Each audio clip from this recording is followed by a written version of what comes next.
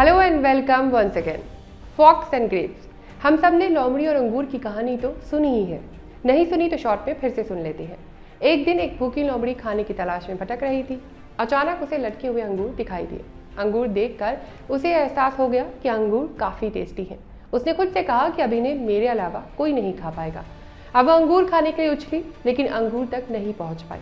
उसने फिर कोशिश की और वो नाकाम रही। कई कोशिशों के बाद भी वो अंगूर नहीं खा सकी। थक हार कर लोमड़ी ने खुद से कहा कि अंगूर खट्टे हैं, इन्हें कौन खाएगा, मैं तो चालाक लोमड़ी हूँ, मैं इन्हें क्यों खाऊं? ये कहकर वो आगे बढ़ गई।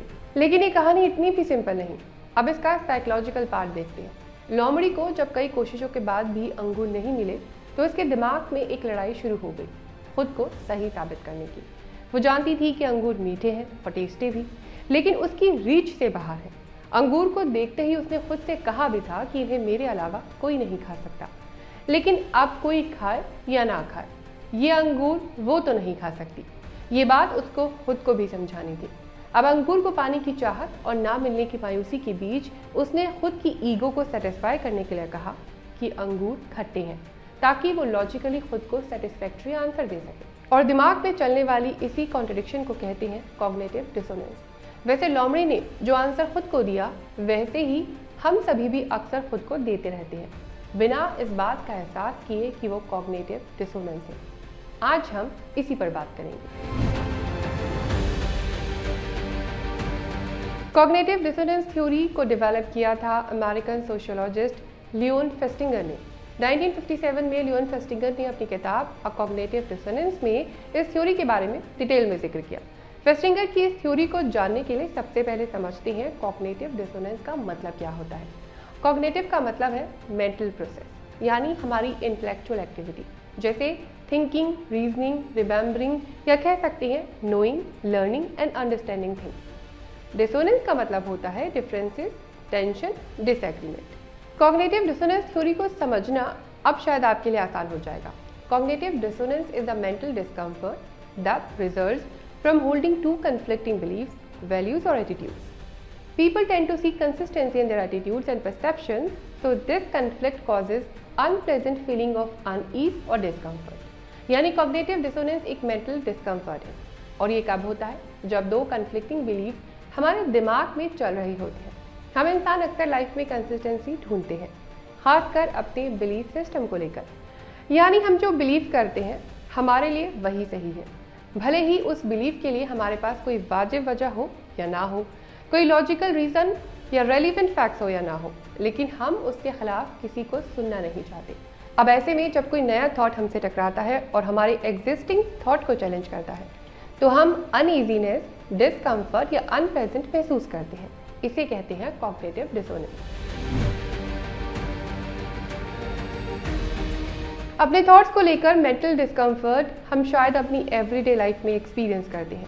जैसे हम सब अच्छी हेल्थ तो चाहते हैं, लेकिन रेगुलर एक्सरसाइज से बचना भी चाहते हैं, या फिर एक्सरसाइज तो करते हैं लेकिन जंक फूड खाने से खुद को रोक नहीं पाते, और इसका रिजल्ट होता है कि हर बार अनहेल्दी फूड खाकर गिल्ट महसूस करना, यानी हर दिन कॉग्निटिव डिसोनेंस से गुजरना, क्योंकि हेल्थ और जंक फूड दोनों एकदम अपोजिट थॉट है। एक और एग्जाम्पल है स्मोकिंग। स्मोकिंग या अल्कोहल पीने वाले जानते हैं कि ये दोनों चीज़ें बॉडी के लिए हार्मफुल हैं, लेकिन उन्हें तो अपनी इस एडिक्शन को किसी भी सूरत में सेटिस्फाई करना है। अब ऐसे लोग अपने दिमागी सुकून के लिए खुद के एक्शन को रैशनलाइज करने की कोशिश करते हैं, यानी अपने दिमाग में कई तरह के रीजंस देकर सही ठहराने की कोशिश करते हैं। जैसे स्ट्रेस लेवल बढ़ गया तो स्मोक कर लिया या अल्कोहल पी लिया, या फिर हर रोज़ थोड़ी अल्कोहल या एक सिगरेट पीने से थोड़ा ही कुछ होता है, या फिर हम तो ज़्यादा स्मोक करते ही नहीं। ये एग्जाम्पल तो शायद हर उम्र के लोगों ने फेस किया होगा।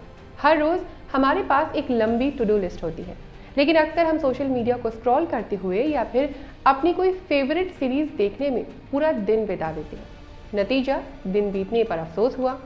अब इस अफसोस को हम फिर कोई नई टू डू लिस्ट बनाकर दूर करते हैं, या फिर दूसरों को ये साबित करने की जद्दोजहद करते हैं कि हम किसी इम्पॉर्टेंट काम में बिजी थे, इसीलिए टू डू लिस्ट पूरी नहीं कर पाए। अक्सर आपने लोगों को ये कहते सुना होगा कि उनका फेलियर दरअसल किसी और का फॉल्ट है, कमी उनकी नहीं किसी और के एक्शन में थी। ये सभी मेंटल डिस्कम्फर्ट से बचने की एक सेफ गार्डिंग टेक्निक है। कॉग्निटिव डिसोनेंस से बचने के लिए हम डिफेंस मैकेनिज्म अपनाते हैं। इस डिफेंस मैकेनिज्म को मेजरली हम 3 कैटेगरीज में डिवाइड कर सकते हैं। इस डिफेंस मैकेनिज्म में हम कॉग्निटिव डिसोनेंस को अवॉइड या इग्नोर करने की कोशिश करते हैं। जो सिचुएशन या लोग हमारे थॉट को चैलेंज करते हैं या कोई नई इन्फॉर्मेशन जो हमारे बिलीफ सिस्टम के खिलाफ है, उन लोगों को या उस सिचुएशन को हम अवॉइड करते हैं, उस थॉट के बारे में बात करना इग्नोर करते हैं। हम अपने एक्शन को लगातार जस्टिफाई करने की कोशिश करते हैं। हमने जो डिसीजन लिया है उसे लगातार सही ठहराने की कोशिश में रहते हैं, खासकर तब जब हम जानते हैं कि हमारा थॉट या डिसीजन गलत है। जैसे फास्ट फैशन इंडस्ट्री हमारे एनवायरनमेंट को नुकसान पहुंचा रही है, लेकिन फिर भी हम फैशन अपडेट से खुद को रोक नहीं पाते और इसे लेकर हम अलग अलग आर्ग्यूमेंट देते हैं। जैसे किसी खास ओकेजन पर ही नए कपड़े खरीदते हैं, या फिर सिर्फ हमारे एक्शन लेने से क्या हो जाएगा, सभी तो ऐसा कर रहे हैं, या फिर बस मेरा एक ही तो शौक है ट्रेंडिंग क्लोथ्स पहनना, और तो मैंने नेचर को नुकसान पहुंचाने वाला काम कोई भी नहीं किया। अब इन आर्गुमेंट्स के जरिए फास्ट फैशन इंडस्ट्री से एनवायरनमेंट को होने वाला नुकसान तो कम नहीं हो सकता। इसी से जुड़ा एक और डिफेंस मैकेनिज्म है। हम कॉग्निटिव डिसोनेंस जनरेट करने वाले अपोजिट थॉट की इंपॉर्टेंस ही कम कर देते हैं। जैसे आपने अक्सर लोगों को ये कहते सुना होगा कि मेरा ये बिहेवियर कभी कभी होता है, मेरा तो वीक में एक ही चीट डे होता है, या फिर मैं ओकेजनल स्मोकर या अल्कोहल ड्रिंकर हूँ, या फिर मुझे तो कभी कभी गुस्सा आता है। यानी इन आर्ग्यूमेंट्स के जरिए हम न सिर्फ खुद को बल्कि दूसरों को भी कन्विंस करने की कोशिश करते हैं कि हमारा डिसीजन या बिहेवियर सही है। लेकिन साइकोलॉजिकल डिस्कम्फर्ट से बचने के ये तरीके हमें एक बेहतर ह्यूमन बीइंग नहीं बनाते। हमें लोमड़ी और अंगूर की कहानी में लोमड़ी नहीं बनना जिसके लिए अंगूर खट्टे थे। इस तरह के डिफेंस मैकेनिज्म के जरिए हम अपनी ही मेंटल डिस्कम्फर्ट को जाने अनजाने में इग्नोर कर देते हैं। कॉग्निटिव डिसोनेंस को हमें रिजॉल्व करना है, इग्नोर नहीं। अपने आइडियाज़, ओपिनियंस और बिलीफ सिस्टम के अगेंस्ट थॉट्स को जगह देनी है। अपने एक्शन और बिलीफ के बीच में जो मिसमैच है उसे रिकॉग्नाइज करना है और हमें देना है अपना फीडबैक। और अगर ये वीडियो पसंद आया तो इसे लाइक करिए, शेयर करिए और चैनल सब्सक्राइब भी।